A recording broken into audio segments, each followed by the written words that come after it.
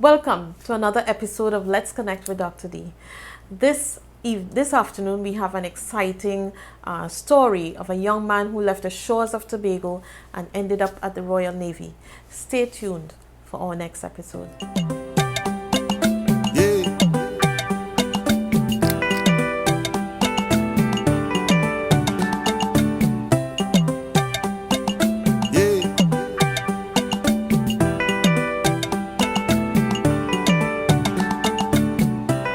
Have respect for life, respect for life. All life matters.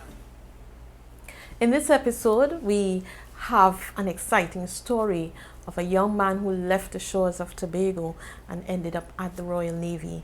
So let's welcome Ronell Berkley to the set of Let's Connect with Dr. D. Hi, Ronell. Hi, good afternoon, Doc. Thank you for having me on the show. I'm happy to be here as well.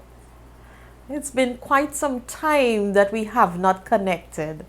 So Yeah. it's so good to see you and to actually hear your story about all the wonderful things you've been doing. But let's perhaps start in Well, Tobago, because I've dubbed the show from Tobago to the Royal Navy. So let's start in Tobago. Tell no me problem. about, where you grew up, what it was like for you. So I grew up in Mount St. George, born 1983, the 23rd of February. Grew up with my mom and four sisters at the time. My father has numerous kids as well, so I have siblings on that side. Uh, it was lovely growing up. Mount St. George was the place to be at that time. Full of culture. We used to do a lot of fishing, a lot of trips. It was one of them places to be in Tobago. Like, even with the Heritage Festival, we even took part in a lot of that culturally and stuff. So it's cool. I went to school in Mount St. George Methodist, and then I passed common entrance for Roxborough Composite, and then I moved to Roxborough by an uncle of mine's because of the traveling. I guess it would be easier on my mom at the time because she was mostly single in the relationship growing us up and stuff. So like I went to school in Roxborough Composite, had some rough experiences there, but I was also part of the Royal Cadets Force. Sorry, the Trinidad and Tobago Cadet Force. Sorry about that. Yeah, I was part of the Okay. Trinidad and Tobago Cadet Force, and that gave me a lot of discipline where the military was concerned. So I guess I started from that early age to develop my future, so to say. Yeah.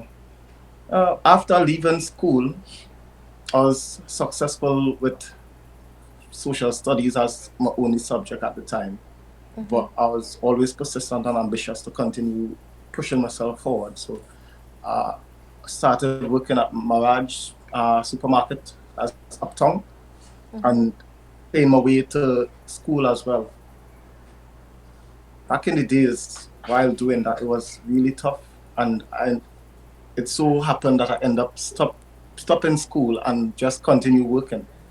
I became like full time at Mirage supermarket until Barcode was opened. When Barcode was opened, then I started working at Barcode, where where I'd be like a slot machine operator, attendant slash bartender slash cook sometimes, just a little everything. Yes. Um, yeah. Um, So you've had a wealth of experience yeah. from Uh, different levels. yep, But tell yep, me, yep. going back to, you mentioned the culture in Mont St. George. Mont St. George was known for a lot of their participation in the culture of Yes, Tobago, yes, and particularly the Tobago Heritage Festival. Tell yes, me please. about the experiences back then, the culture. Well, back then, it to me, growing up, we didn't have like a lot of activities where the internet is concerned and where like I would say all the new technology and gadgets that's out now are consumed. Yeah, there were Game Boys and all this stuff, but people got out more. It was more outdoor, so it had like more kite flying.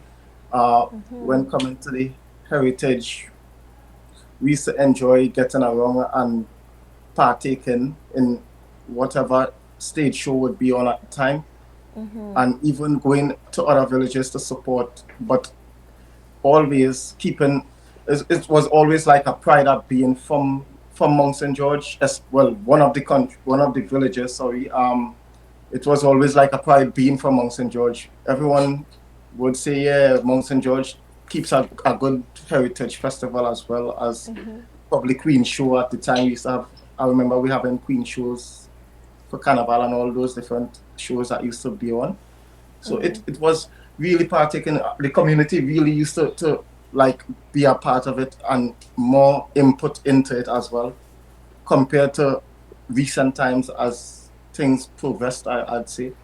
You know, yeah, it was a lot of fun. Well, certainly now COVID has affected that whole experience for us, where we Definitely. have to live with the memories,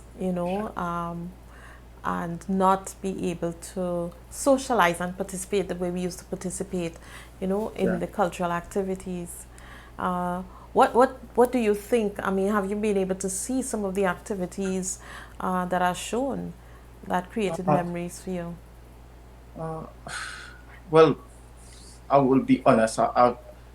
Sometimes when I do have time, I scroll through YouTube and I'd see like whatever was on or at the moment is on. But And that sometimes, brings back yeah, it does. memories for you. It does bring back a lot of memories. It's always good to reminisce because it kind of like show you the steps of the ladder that not just myself but we as Tobagonians climbed from where we were to where we are now. So Yes. it really is good. It's good memories, I'd say, and I think it would be good to like have those in archives. It's really good as well because I think in the future it might play like a vital role for the history of Tobago. Yes, and for, letting young people know where we came from, Yeah, and looking at the transition over time, because as we go now from, where we were in terms of just all these live shows being together, and yeah, now yeah. seemingly just to be on a virtual platform, Yeah. most of the I, I time. often tell I often tell some of my friends here that after we clear from this COVID phase, is going to be a whole new history being set and made. A lot of the things from the past might get lost because of the dormancy of the two or 3 years, or how many years that we're going to have to cope with the rules of COVID. So as if we have something to look back at, then it could help to progress what we already had. Yeah. Yeah. So, apart from the culture, what other Yep. fun, exciting things? You spoke about the kite flying. Yep. There's a special time that you fly kite, or Well, basically, the young boys in Mount St. George, we live in close to the seaside, so any time was a good time to fly kite.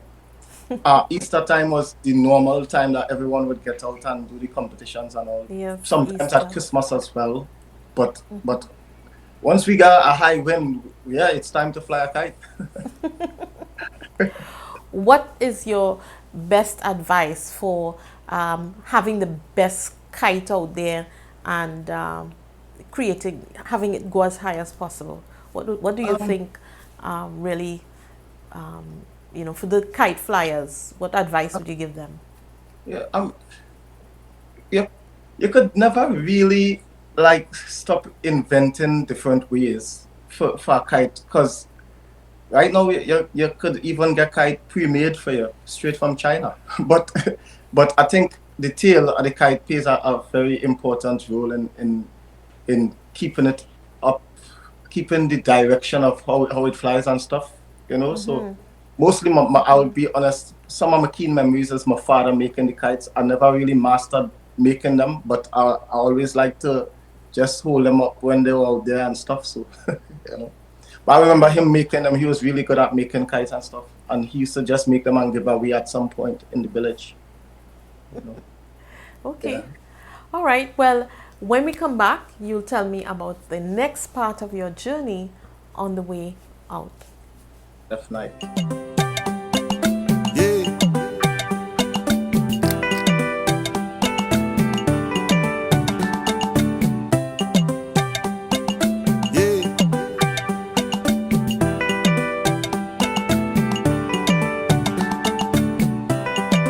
Respect for life. Respect for life. All life matter. Welcome back to Let's Connect with Dr. D. Please don't forget to hit the subscribe button and stay with us for future episodes. We are talking with Ronell Berkley. And Ronell, you are sharing your story, leaving the shores of Tobago to abroad. Now, I want to ask you, I mean, when I met you, you were entering the realm of singing. You wanted to sing so badly. Tell us about that period in your life. Okay, so to round it off, I come from like a part of my family background is always mixed in the culture. I have like in the heritage festivals, I have aunties that helped choreograph dances and singing, as well as my uncle. He was also a vital part in heritage festivals for years. In the background as well as representational. So I would say that I always knew that there was talent within the family, and it started for me playing pan. I started playing the guitar pan, the bass actually first. Then I moved up to the guitar, and then as a person I always challenged myself, so I went to the tenor. After that, while working at Barcode, I started doing music like DJing. Sometimes when I'm not behind the bar and we had a little spare time, we just go and play around with the DJing and stuff. And then I wrote my first song while working there as well. I mean, I didn't have a beat or anything, but it was just like words running through my head, and it's like, wow. So I wrote a whole song. Now it's just time to find the processor, getting it recorded. So I met up with Andre Davis. He does a lot of work in Tobago where music is concerned, producing music as well as stage music production. He's very talented. He plays guitar and everything. But I met him at his studio, and he was the first person that recorded me. And I told him, well, agreeing, I know I'm interested in this, and I want to know more about it. So I want to like be a part of it. And he recorded me. I listened back to myself. I started to see where my flaws were, where I could do better and stuff. And it started to actually talk to me like, you could put more into it. I did that, but not on a commercial or not on a big level. It was more personal and private as a development. And it all prepared me for the competition that was held in 2014, is it? 2014. So 2014. Yeah, 2014. Yeah, so I did like small little gigs just to put myself in a position, but not on a major scale at that time. And when I heard about the competition coming to Tobago, hosted by Community Development under your management at the time and shown in Winchester, I was like, this like actually probably at the age group was just right there, and I was like, listen, probably you should just go and try, like at the meeting the requirements and okay, then we just see if I could be successful at it, So I went and I came through, and my confidence was high. My confidence level was high because I already did like scouting for talent on all these other competitions, coming third and stuff. And so I had the confidence I knew I could do a stage wide, and I was successful. Yes, I must say. Yes, you were. I still remember when you felt that calypso was not your thing, because I think it was more reggae that you were into. Yes, so please. I think you surprised yourself when you came through with it and you were chosen. Yep, so, I mean, it's like we finished the competition and I went back to work, and while at work I heard someone told me I need to be down on the port for a certain time. I was like, yeah, but okay. I don't normally get these calls, but okay, I'll just go and see what it's about. And I went. And then there you were standing there. I was like, wow, this just happened. So yeah, that was a memorable experience for me in my life. I wouldn't forget things like that. But it also gives you the the incentive to keep going, to push forward and push harder, and Yes. once once I had that kind of approval, I was like, yeah, well, definitely sometimes as individuals we hold back ourselves, or thoughts alone could hold us back, because we might be good, but without ourselves we say, nah, people mightn't like it, or I don't think I'm ready, or and getting the confidence and the approval from a competition like that, it was all I needed to just open a lot of different doors, not music wise, but in my whole life. Like it did a lot for me, Yes, so it gave you that confidence to go yep, forward. I yep, know that as part of that, winning that competition, you had the opportunity to go and train beside Show in Winchester. yes, please. Spent What a was whole that like? season in Trinidad for the carnival, and it was you get to see a picture where carnival is concerned in Trinidad and Tobago. People would see the end production, and they would normally have their own opinions and views about how things went, or how it could have gone, or everything. But being able to be a part of backstage, where the action room really is, where everything really was happening, is it's like you get to understand. And there's where real talent comes in. Sometimes you have to like make up stuff on the spot to cover your back, and to keep the show going, and to show when it's really, to be honest, everyone knows he's talented. I don't think I need to re-emphasize it, but he's one of those persons that could really bring out talent in people as well. He really pushes. He has his style and way of doing things, but he also gives you the space to develop your art and yourself, which was a great experience. Even working with D Nice at the time, one of the rising producers from Trinidad, was a whole different experience.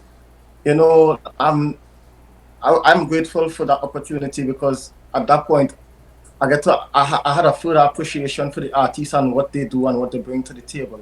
You Yes. know, And how every hard kind they of work.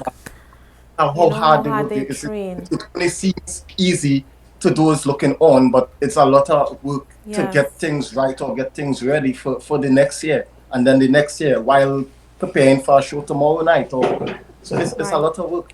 Yeah. And what I like is that Sherwin always reaches back to, Tobago to, attempt to help persons, with the high Yes. school and with y'all. Mhm. And I know that he took you on stage with him. In fact, that prepared you for the one Yes, trip please. that you took with him. Tell me a Yes, little bit please. about that. Short. Um, Yes. the from I was like timid on like the first stage show that we did. I think we did a show for uh um one of the first shows we did might have been, we did Iowa George Party, we did Balize House. I think the one for Balize House, we got a little sneak preview, where I was like, when I saw the crowd of people, it's like, wow, I didn't know how to react or what to do. It's like, wow, okay, will they like me? Will I be able to have them waving the flags like we see on TV, or but that was just me being nervous and almost freezing on the stage.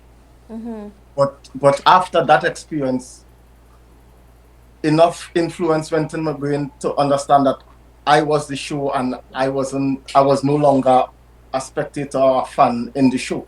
So I had to carry on the show as well as being there. So it really helped me where that is concerned. Stage fright went out the door.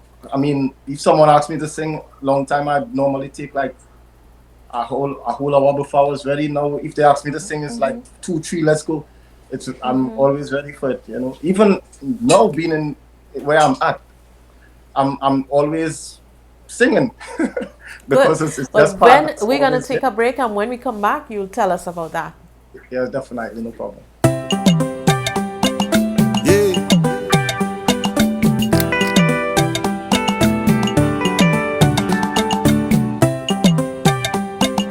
yeah.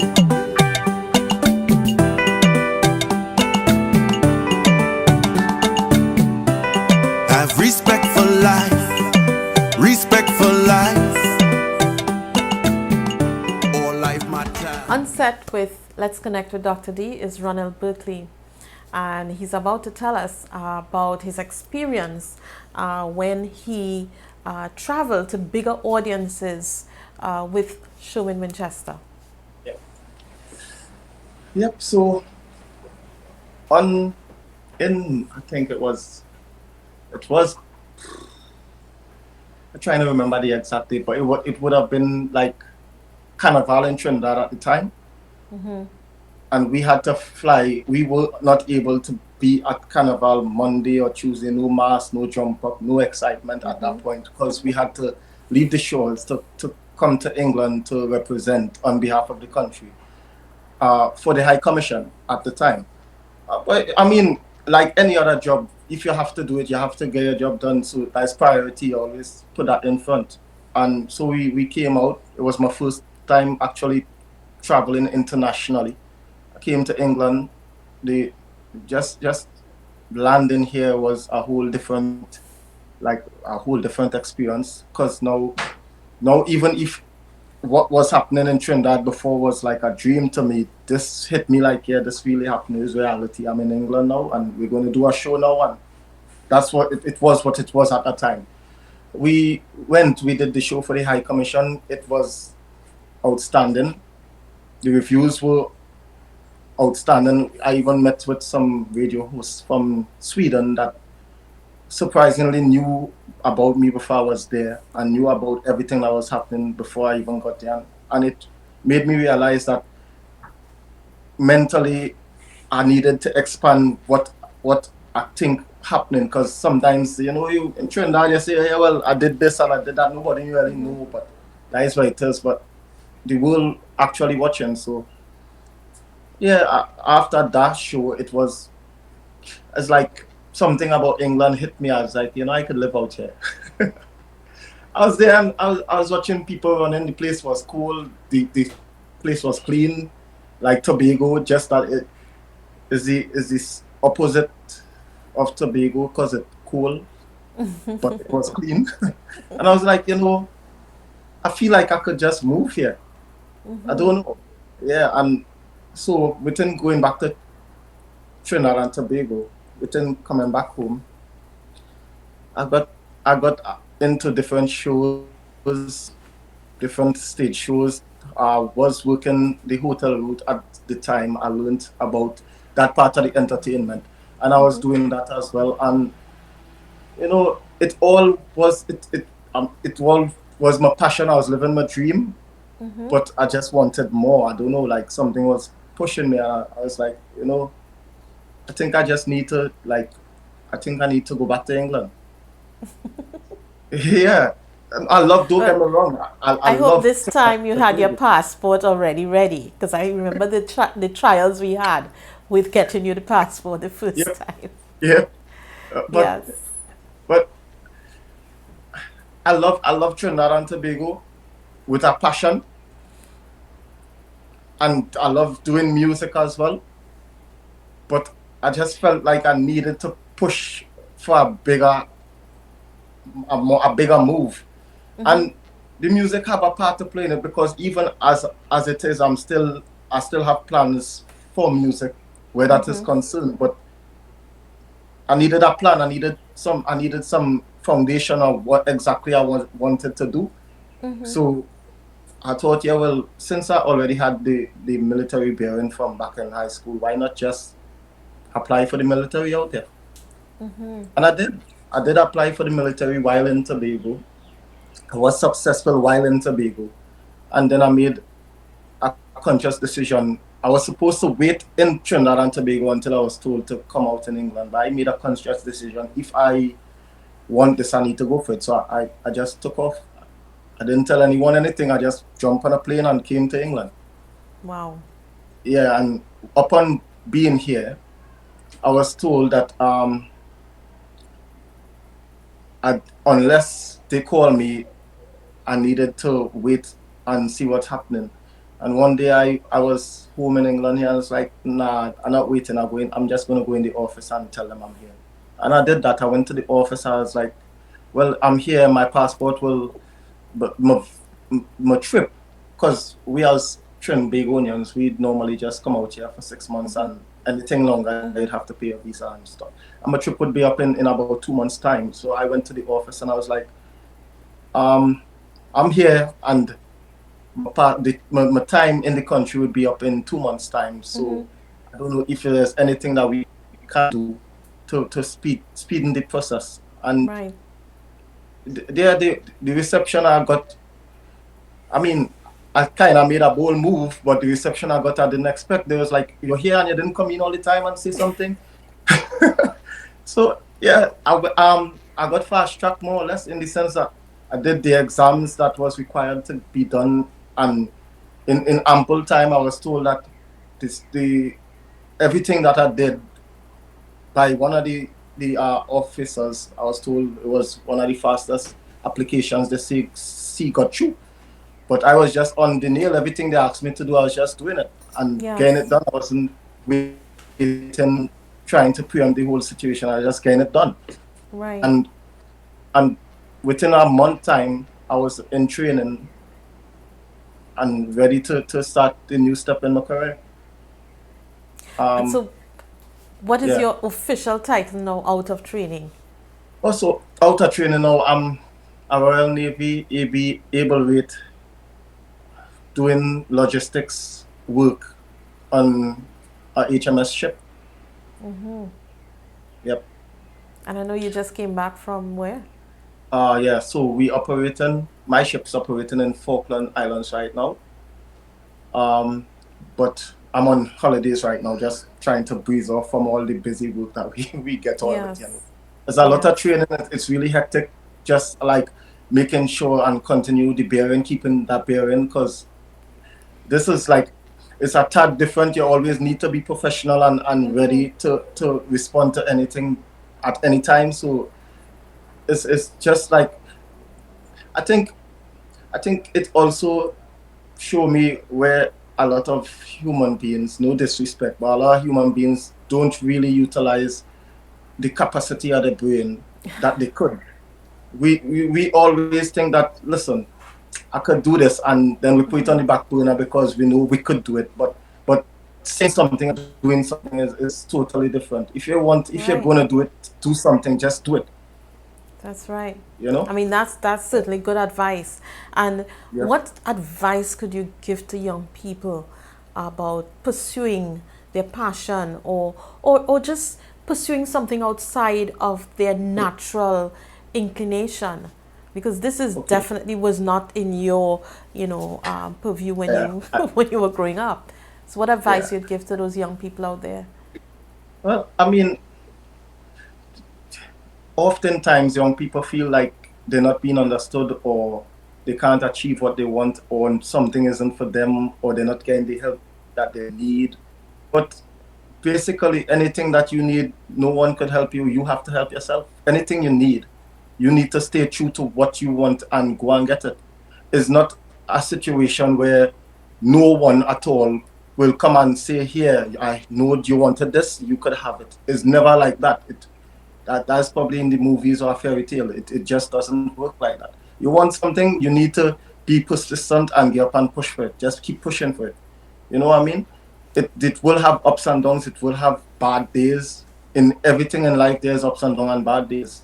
But once you stay true to your focus and what you really want, then you will achieve. Thank you so much for that. And you all have heard the advice from Ronald Berkley, who has left the Tobago shores and entered the Royal Navy and is doing extraordinary work right now. And so thank you so much for Ronald for being with us this evening. And I want to say thank you to my viewers for joining us on yet another Sunday, 6 p.m. with Let's Connect with Dr. D. Today I want to give thanks to my sponsors, the Omada Center, and my wardrobe is by Exclusively Abstract, and my stylist, House of Abeje. So I want to say thank you again for being with us. See you next Sunday at 6.